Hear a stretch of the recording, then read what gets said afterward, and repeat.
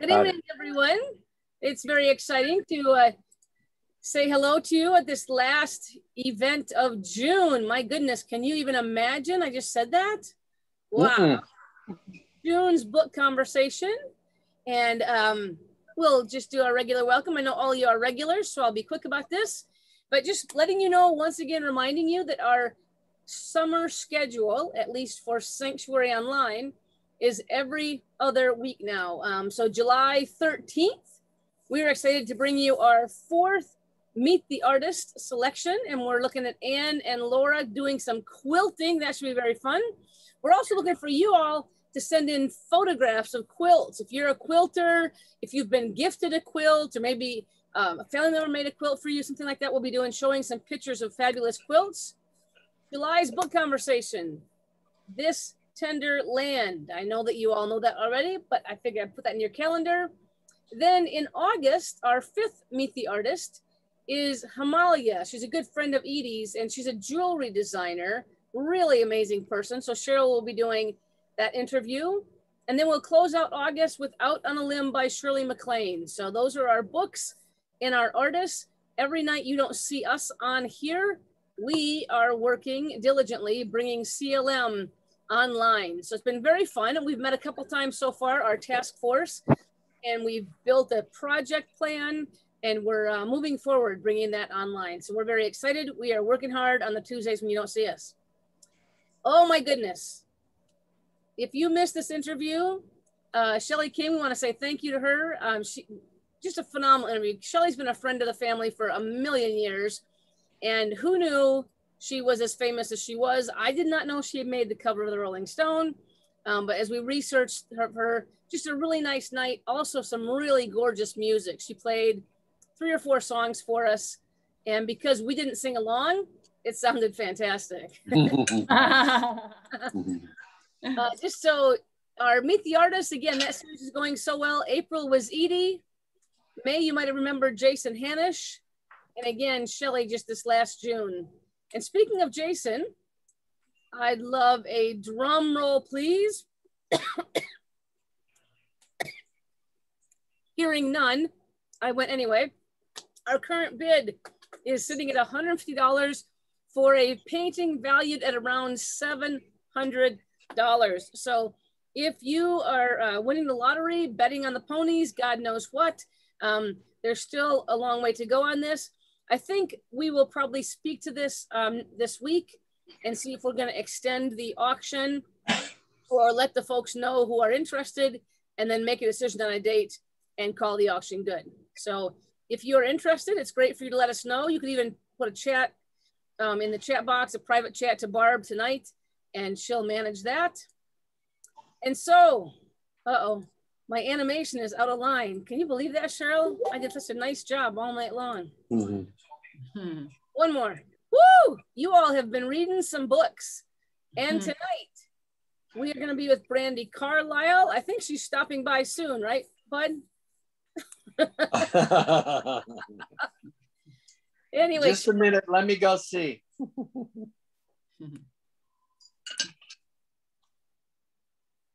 I tried everything I could. You did a great job of trying everything you can. And Cheryl, I'm going to toss these. Brandi Carlile. Is it her? Is she texting you? No. I could say some things, but I'm not going to. No, because you tried and we tried, and it was fun anyway. So anyway, I am going to sign off, hand you over to Cheryl. Cheryl, I will be here to close things out for you tonight, but I hope you all have a fabulous conversation. I have got a crazy schedule, so I'm going to do some self-care and do some work while I listen to y'all chat. Okay? Sounds Cheryl, wonderful. you are a co-host. Barb, you are also a co-host. You all have a grand discussion. Thank you. Thank you. Love y'all. Yep. All right. Thank you. All right. Good. Welcome, everybody. And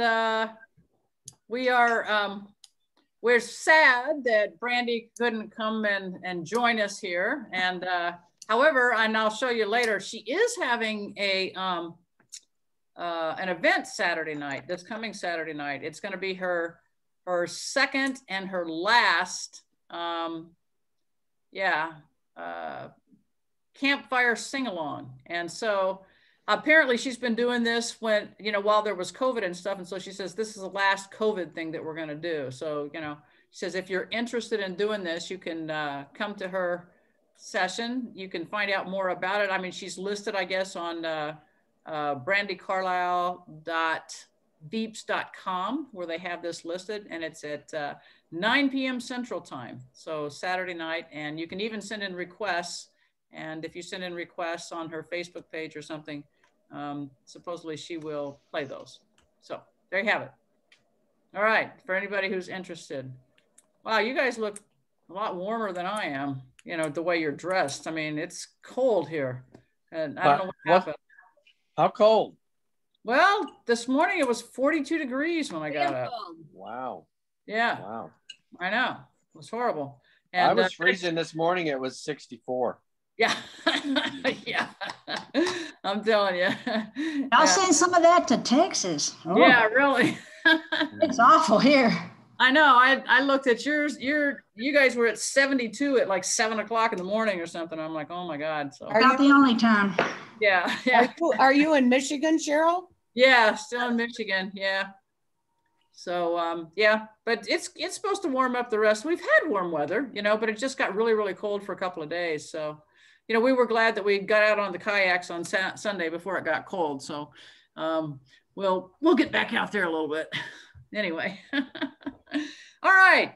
So what are your general impressions of this book? Let's just start there. General impressions of this book. I'm so disappointed that she's not going to be here, because I thought it was a very confusing book. I didn't know what her goals were in writing it or anything.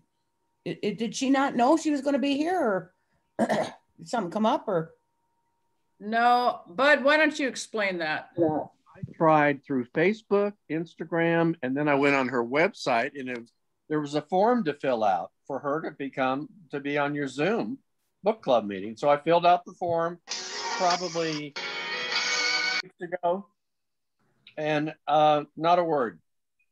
So, or 2 weeks ago, and not a word. So apparently she's too busy. okay. It was 3 weeks ago, because you called and talked to me about it, Bud. Yeah. So I tried to figure out a way to find her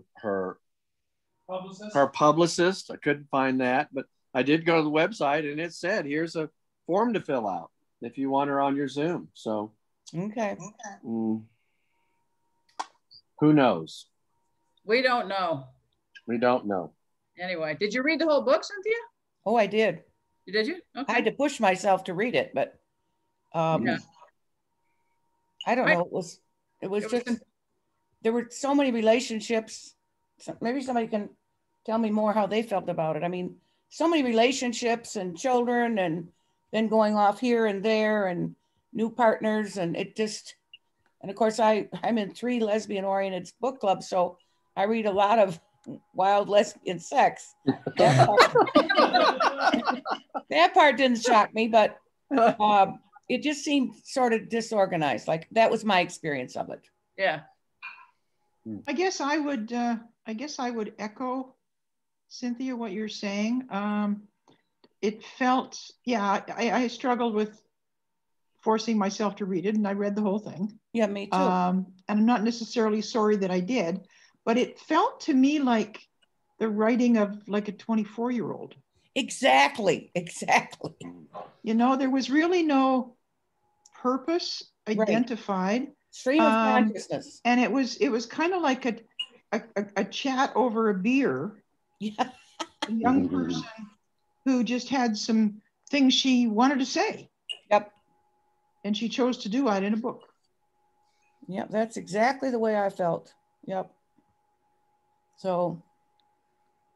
Anybody else? Identified though that it's memoirs. It wasn't a like an autobiography per se. It was, but it was more memoirs and what she went through her life.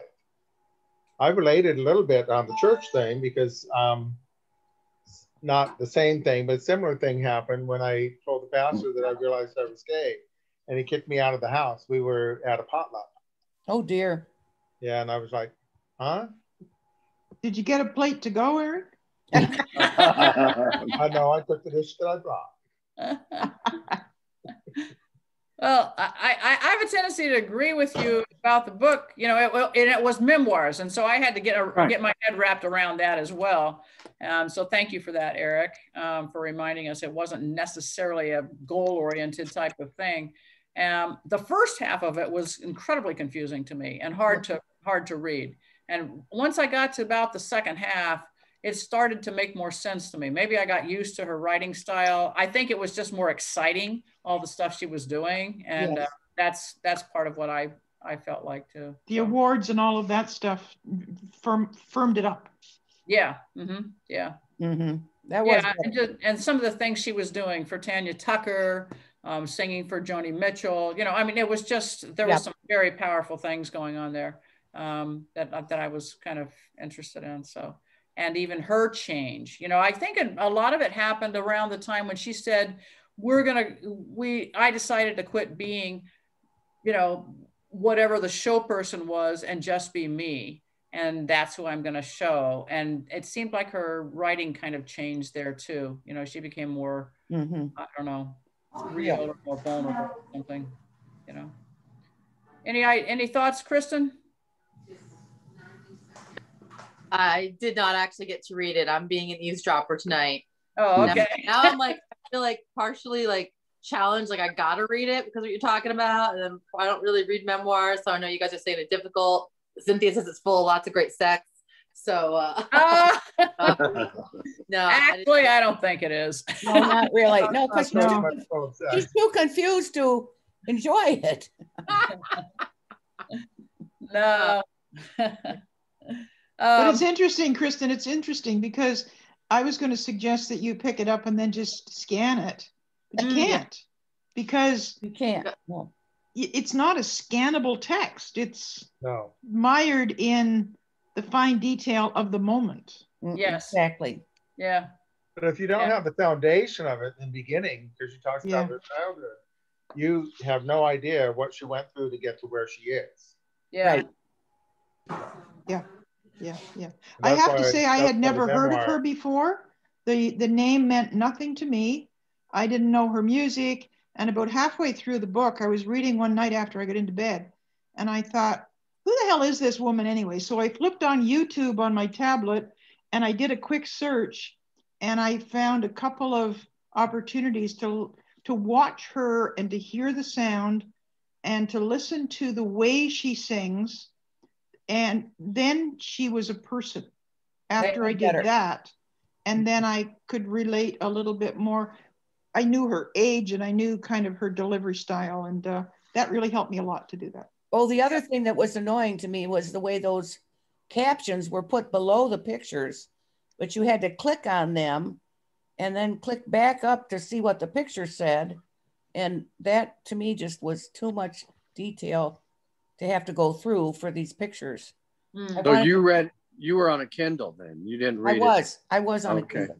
Okay. So was I. Did you read it as a hardback book, Bud? I did, yes. I did. Okay. Oh, you did too, Eric? Okay. Yeah. So that might be easier. There you go. Yeah. That might have been easier, because of the way. Much easier, I think.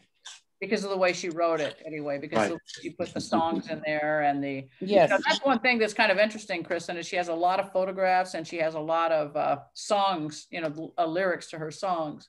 And at first I'm like, what is it? But then she started actually talking about where some of the lyrics came from. Yeah. And that became a lot more interesting when she talked about where they came from and what they meant, And Kristen, they weren't just her pieces either. There was Joni Mitchell music in there. There's Elton John music in there. The lyrics, so it's part of the story. Yeah. Well, I did download the book, so I think I might have to. I think I'll probably end up like you, Glenda, and maybe when I get read it and get to a song lyric part, I'll probably see if I can the actual song, give myself some more context. Sounds like that. That's a good idea, right? Because I've not heard of her either, but as you're talking about other people she's performed with, I know who they are. I know their music. Yeah. Yeah. What did you like about the book? What did you guys like? I like the part when she finally got around to getting with oh shoot, what was her partner's name? Catherine. Catherine, is that right? Yes. Anyway, yeah, I like that part. I like, as she got older a little bit and, she was into that. I thought it was a sweet book. But I'm like y'all, I thought it was disjointed a lot. And I guess that's because it was written in memoir style. And but I liked it okay. I like what she said about broken horses. Oh, and I was listening to it on Audible. So okay. Songs. Yeah, there were some songs involved in there. Did they sing songs when you listen on Audible? Yeah. I have an Audible membership. I have another idea now. Yeah, well, that's cool. Yeah, that she actually sang some of the songs that were in there on Audible. I did see that you can go onto someplace on the website or something, and where it shows where the book is, where you can buy it. The next page shows all the song titles that were in it too, and I think she gives you that, although it's in the book obviously, but she tells you what all the song titles are right there together. So that's kind of cool. Yeah. Anybody else? Cheryl, for me, I'm glad I read it, and I think the reason is because it took me to a style of writing that I have no experience with. And we've been through 3 or 4 really heavy stories with this group. And it took me a while to stop looking for the heavy story. Right. Yeah. Because I just anticipated that there would be. And then once I kind of got past that hurdle, it was like, oh, okay, this is, who actually referred us to this one? Whose recommendation was this? Okay. So I want to know then, what was your expectation tonight? Well, that you all would like my referral. And beyond that? Well, we saw her in concert in about a year and a half ago in Oklahoma City. And I had just discovered her, and I liked her singing. I liked what she was doing with Tanya Tucker. And then the book came out, and I don't read memoirs. I rarely read autobiographies, but I just thought it was real interesting just because I'd seen her and heard her, just to see how she got to where she was. And, I think, a few years ago, my partner and I went and saw Ellen in Los Angeles, and her show, and it just burst my bubble. It was smoke and mirrors. She didn't relate with the audience. She didn't even look at the audience when we were there. Wow. Yeah, really strange. Because and then the gift shop was closed. I was getting ready to buy Ellen underwear and all kinds of stuff, and the gift shop was closed, and that was strange. And it just burst my bubble about celebrities. And I wanted to see in this memoir if she was going to burst my bubble. And I think she has had some problems, but musicians, it's a tough life. And yes, and especially if you're a woman, I guess. It's a man's world, in music and just about everything else, I think. So I enjoyed it. I just, but I'm kind of upset that she didn't respond to my inquiry and try to get her on this Zoom. Yeah. Well, that was one of the reasons why we wanted to read the book, was because you thought, oh, how exciting to have an author come on, you know. I know. Yeah. But it's okay, yeah, you know. And what's your name? Beyond the book itself, what did you like about Brandi? I think she's down to earth, and I think she and the two guys that sing with her, the twins. Yeah, Phil and Tim. When she kind of got a little famous, she didn't leave them in the dust. She's still very much involved with these two guys, and I think they do family things together. They hang out together, and she hasn't gone off on her own to be, the music star that she's become. She's real loyal to the same two guys that got her started. Yeah. I guess she grew up with them, right? I can't remember. They came from the same town. They grew up together. I think so. Did. Yeah. And like you said, she's not forgotten them. She didn't leave them in the dust. Right. And I agree with that. I think she's very grassroots. Mm-hmm. And I don't think she has been tempted to go beyond her core. Mm-hmm. Yeah. And when you listen to the part about, 3 families on a bus with 7 kids, mm-hmm. and it's like a 35-foot bus or something, and I'm thinking, talented but crazy. Mm-hmm. Yeah. Like, wow. And she never allowed herself to do the Willie Nelson bus. Yeah. Which is really strange. But there was an intimacy there that she was afraid to let go of, because she never had that at the beginning. Mm-hmm. But she came from 8 kids? Yeah. And so her humble beginnings were still staying humble to me. Having that many people on a bus and, taking care of each other and stuff. Yeah. Yeah. I liked a lot of things about her as far as like the grassroots part of it. She seemed to me to be quite humble and quite honoring of all those who came before her, or mm-hmm. even those that were her peers. Even when you look at some of her pictures, when she's in pictures with someone else, even at Grammy situations or anything else, she's always looking up to them or looking in their eyes or pointing at them or something, like, you're the person, not me. And that was pretty powerful to me. It said something about her. And the thing that I also was very impressed with is she kind of got her start in about 2004.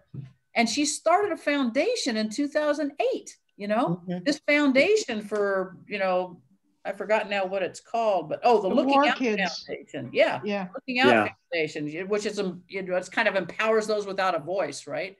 And I just thought, wow, that's pretty significant. A lot of artists or singers, they do that after they've become big, after they've got a lot of money. She's never really had a ton of money. She just, even at the end, when she was talking about COVID situation, she said, you know what,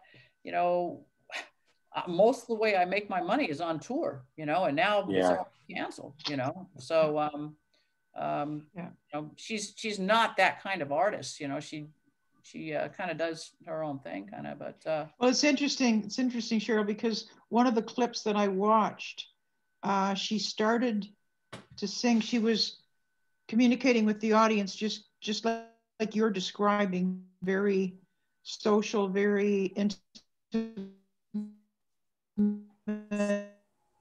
it's very simple. Stopped, and she knelt down, and her little girl came running out onto the stage for a mummy kiss. Aww. And then she went flying back again, and then Brandi stood up and she said, I told her any place, anytime, anywhere. Yeah. She could come anytime and get a mummy kiss. So sorry, folks, if I delayed it, but now we're good. And that was Austin City Limits, where Yes, she it was at was. Austin City. Oh, is that where that happened? Oh, wow. Yeah. Yeah. Yeah. Yeah. That was so cool. Yeah. Yeah.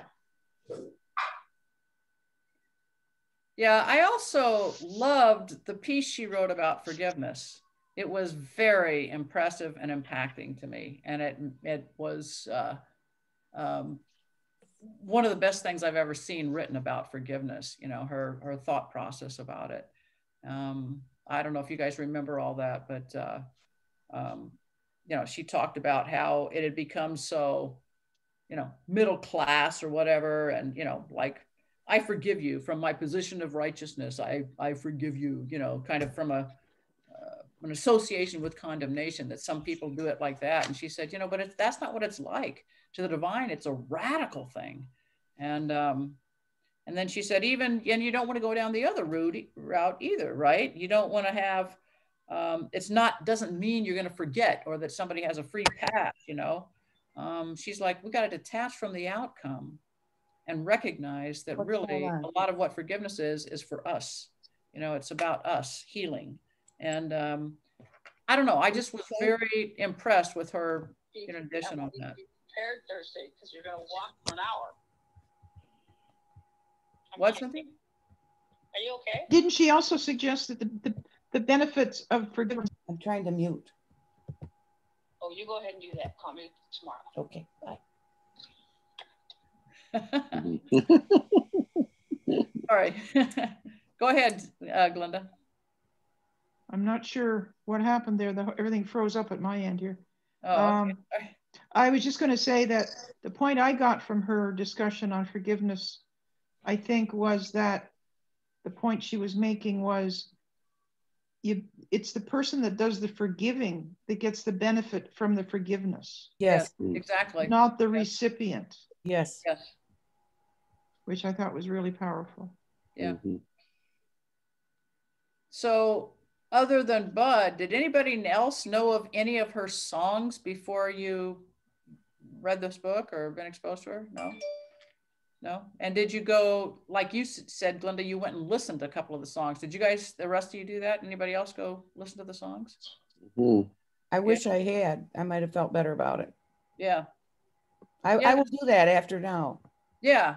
There's a couple of pretty, especially a couple of them that she's alluded to in her book. I mean, I guess her two most famous ones are the story and the joke, right? Yeah.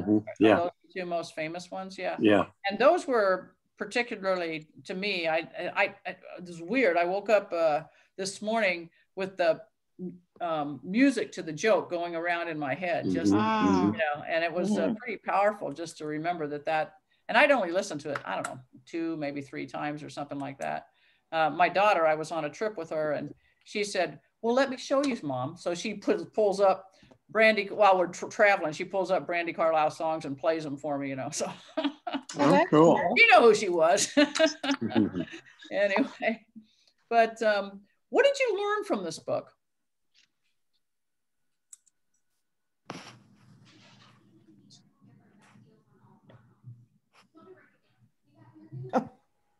I think the response says enough.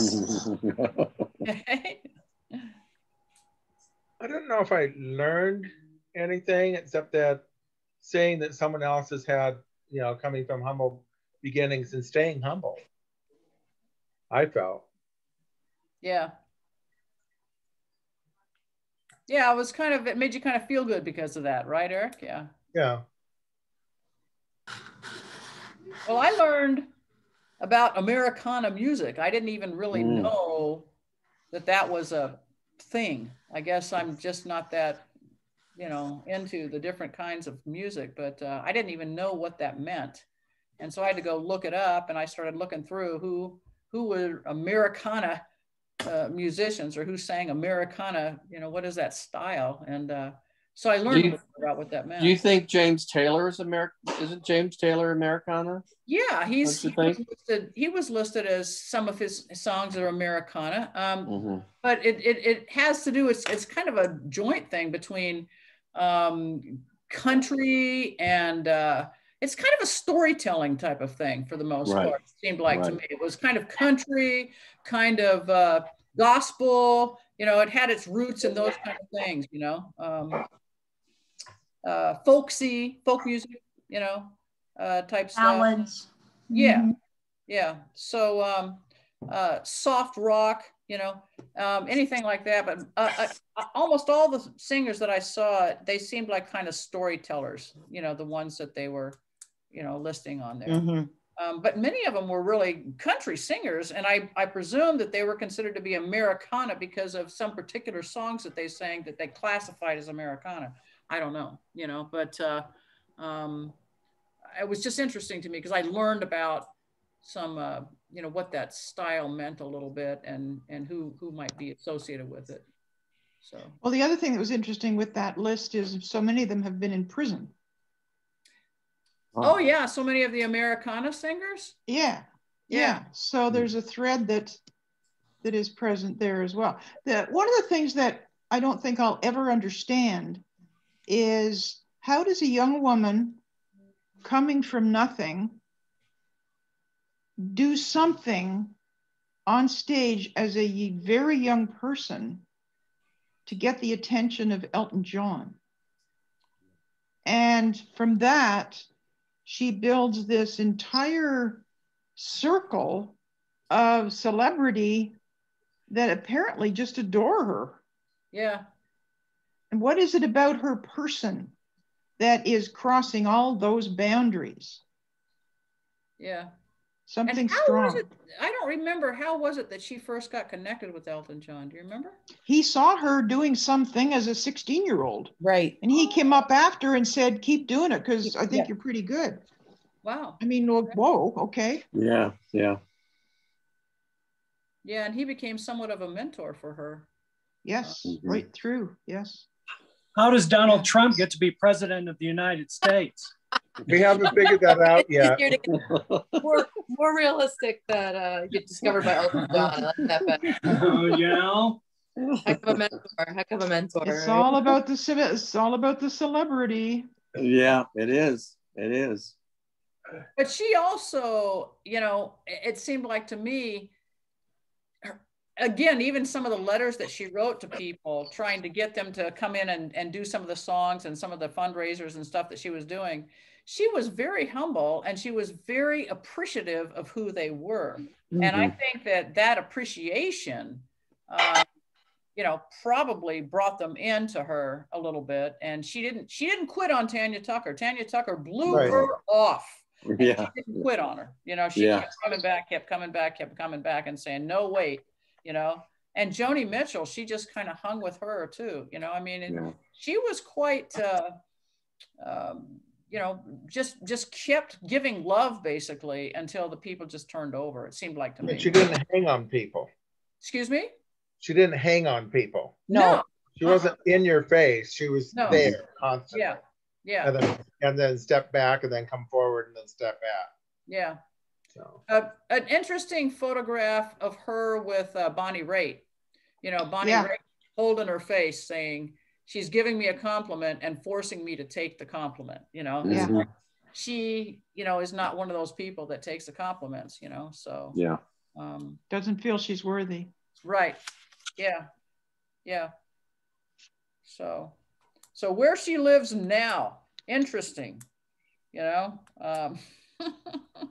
This is so, I mean, it to me, it reminded me a little bit of Sanctuary, of the way we wanted to build community out there. You know, she lives in a compound in rural Washington with her bandmates and their families. One bandmate is married to her little sister. Another one of her bandmates is married to her wife's sister. You know, I'm like, oh my God, you know, you guys are almost incestuous way. And to make it even more incestuous, her ex, Kim, lives there on the compound. Right. You know, I'm like, and in quotes, how lesbian is that? That's lesbian. Yeah, very lesbian. I know, it was hilarious, but I always tell my straight friends, we don't break up, we just add on. Right.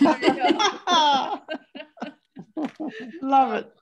That's funny. Anyway, I thought that I just loved it. I said, like, you know, they four-wheeled to each other's houses and, you know, meet out in the woods for happy hour and something like this. And I'm like, oh my God. I think sanctuary, that's what we need to be doing. I know. I get it now. So everybody didn't love the book, but you still want her lifestyle. Yeah. Well, and her lifestyle is very, it's not palatial in any size, shape. No. You know, it's you know, she talks about going on vacation with her kids and all four of them sleeping in the same bed. You know, I mean, you know, she just they're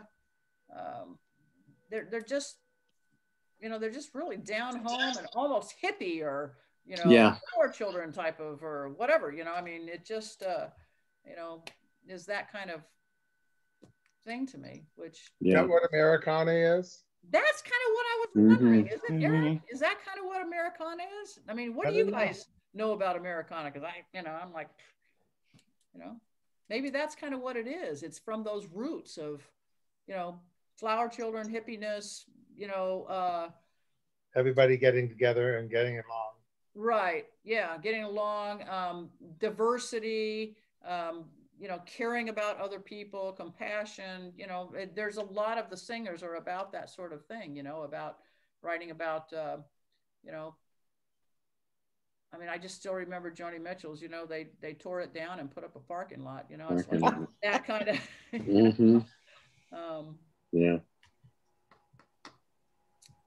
yeah. Did you guys know Americana music? Did you understand what that was before all this? I just, you know, I'm just not that much of an aficionado of the various types of music, I guess. I'd heard that phrase before. I guess I figured it landed somewhere between folk and country. I don't know. Yeah. And that's really close. I mean, that's it, Kristen, basically. Yeah. So Bonnie Raitt's in there too, right? Yeah. Bonnie Raitt's in there. Yeah. There's a lot of people in there. A lot of Waylon Jennings. I think Johnny Cash was in there for a couple of songs. Oh yeah. Both of whom were in jail. Yeah. Right. Another team.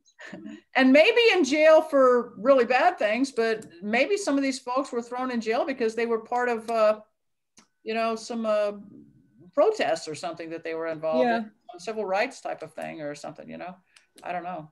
But I mean, she did allude to the fact that it seemed like the men that ended up in jail or the men that ended up in these situations, always we loved them. And the women that ended up in these situations like Tanya Tucker, you know, she needed some help to be brought back. You know, everybody said, you know, you're an alcoholic, you're a drug addict, you're a whatever, you're a nothing.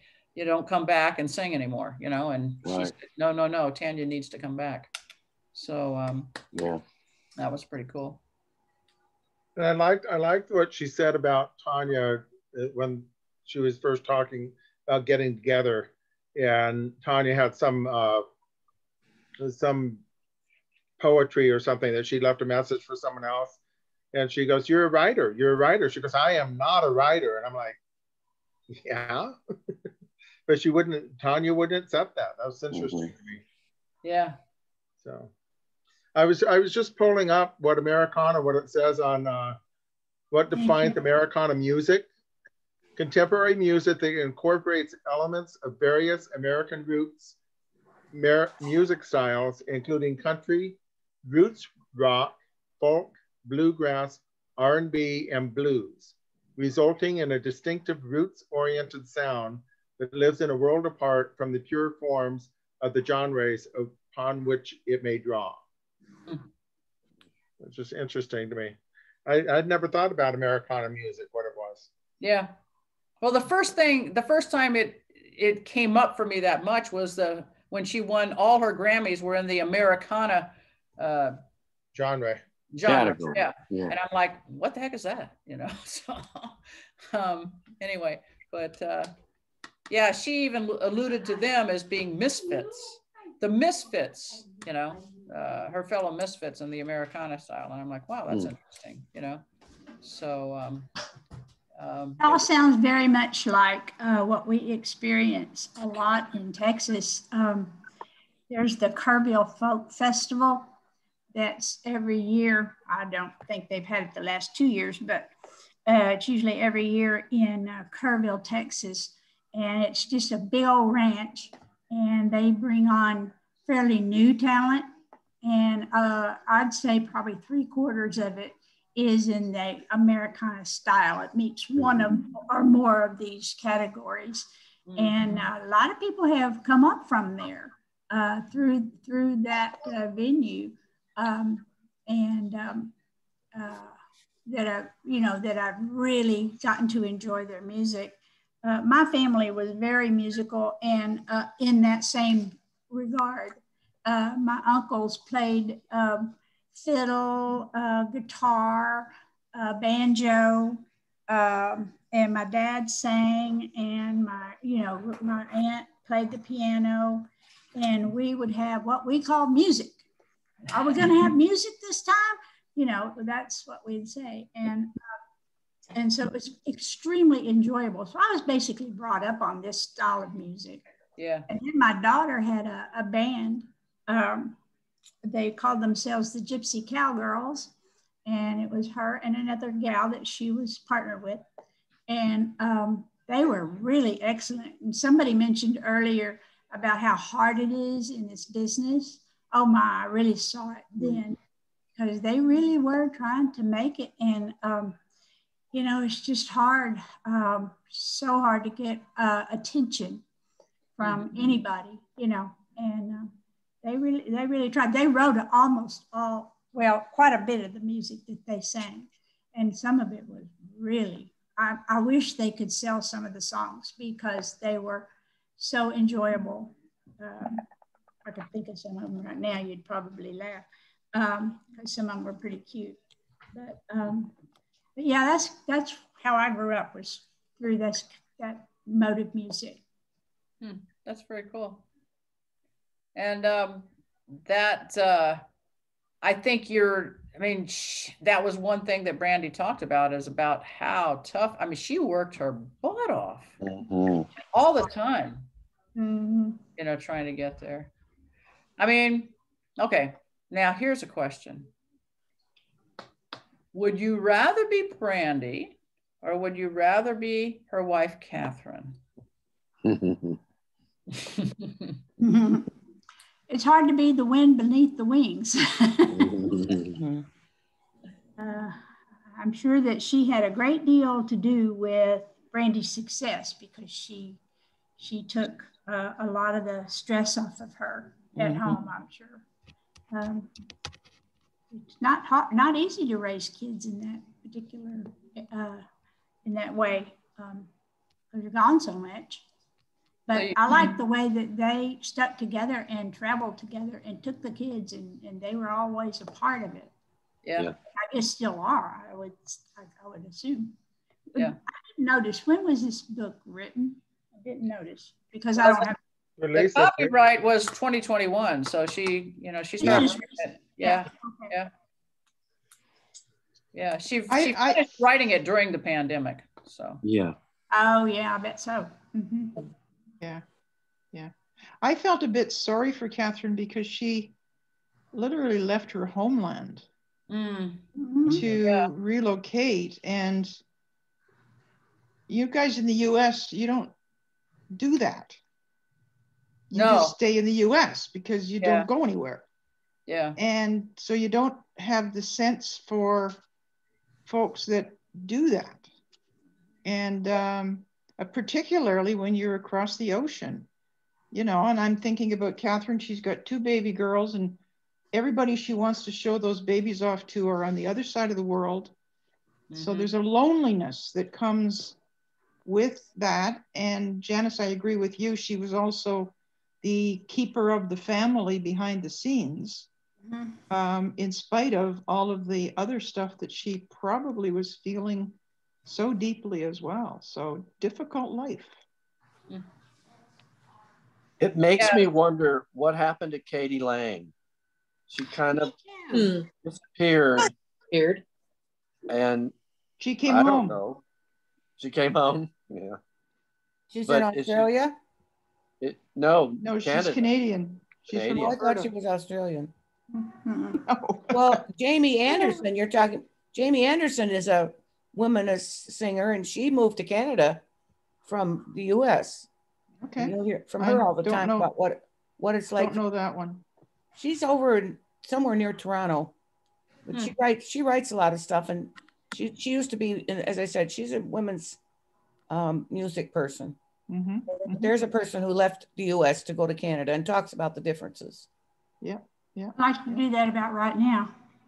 But you're right, Glenda. There's a having lived in Canada for 15 years, I think there's a US centric, if you will. We're very US centric, you know, and we don't really get it that people that come from another place,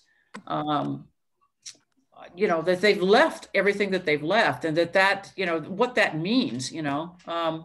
I remember when I became a Canadian citizen, it was really interesting to me because the judge that was up front said something that was very different to me about being a Canadian versus being US. And she said, you know, we're not a melting pot. The US calls people that come in, they're immigrants, a melting pot. She says, we're not a melting pot. We're more like a salad.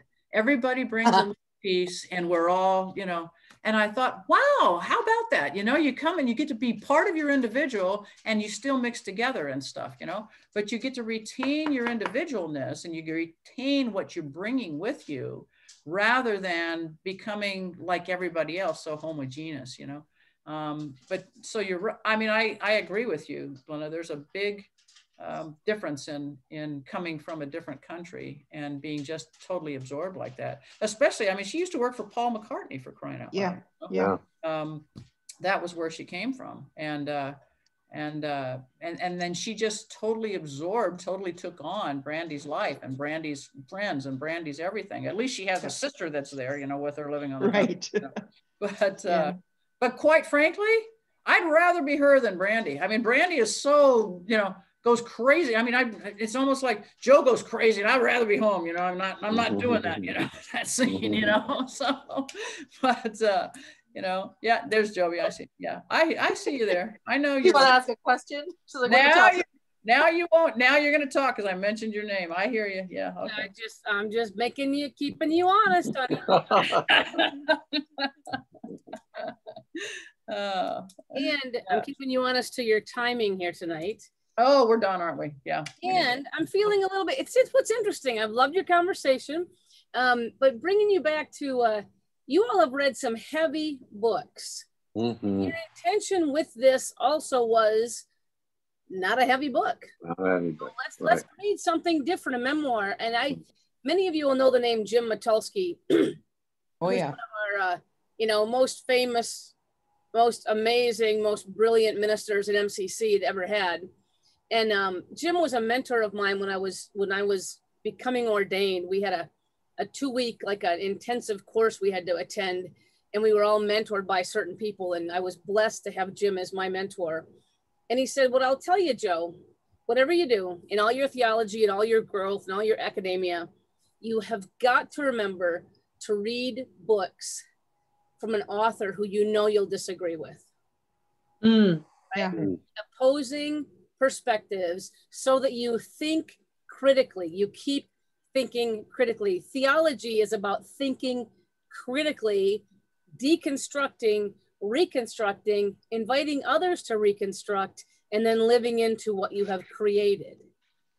And it was something I've never forgotten. And so whether you like the book or not, I think Chris and I would say, pick it up, man, or pick it up and listen to it so you can listen to the music. But she opened something for many of you that you had no touch point to a month ago.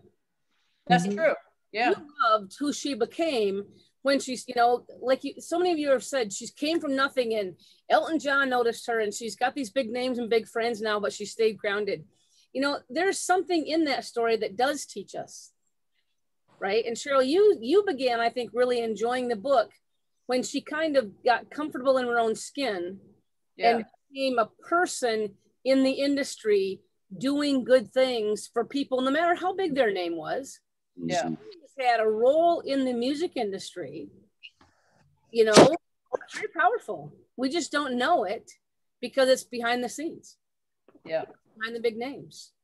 So I'm really glad y'all did this. And, you know, I'm looking forward to your other 2 books this summer, but I'm really glad you read something that was different. And Del or Bud, I'm really appreciative that you showed up and put it out there to say, hey, I think this would be an interesting idea. Well, I just read that Four Winds, and boy, I needed some lightness. Yeah. Exactly. Yeah. And I think you all chose for that. So I'm really happy to hear a little bit of a discourse tonight rather than everyone agreeing and saying the same things and, you know, all this kind of stuff. So I really enjoyed your conversation tonight. I will remind you of our coming up. Maybe I won't. I will remind you, I have so many PowerPoints open right now. I will remind you of how to stop screen sharing, how to start screen sharing, how to find the slide, and how to put it up. So there it is. July 13th, you can always think of Friday the 13th. That's our next time for Meet the Artist. Don't miss. July 27th, y'all are back here for your July book club. And then again, we've got the same thing in August, another artist and another book club. And as always, we say, thank you, gracias, for spending your Tuesday evening at Sanctuary in the Woods. Yeah, thank you all very much. I enjoyed it. And I enjoyed your comments too. So it was excellent. Good. Yay. Thank you. Yay. Thank Good you. job again, Cheryl, guiding the conversation. Good job. Thanks, Cheryl. You bet. My pleasure. Thank you, Cheryl. It was great. Appreciate it. You're welcome. All right. Thanks. Good night. So next month's book is on that slide you just showed, right? Oh, I'm sorry. Hold on. Should come back again. Tender Land. This Tender Land. Yeah, Bud's already read that one. So well, since I read that, I've read 2 more of his books. I love his writing. Oh my goodness. Okay, cool. Awesome. That'll give Cynthia something to look forward to, Del. Absolutely. There you go. I want to read a good writer now. I'm ready. All right, go for it. No memoirs. Okay. Thanks, everybody. Bye.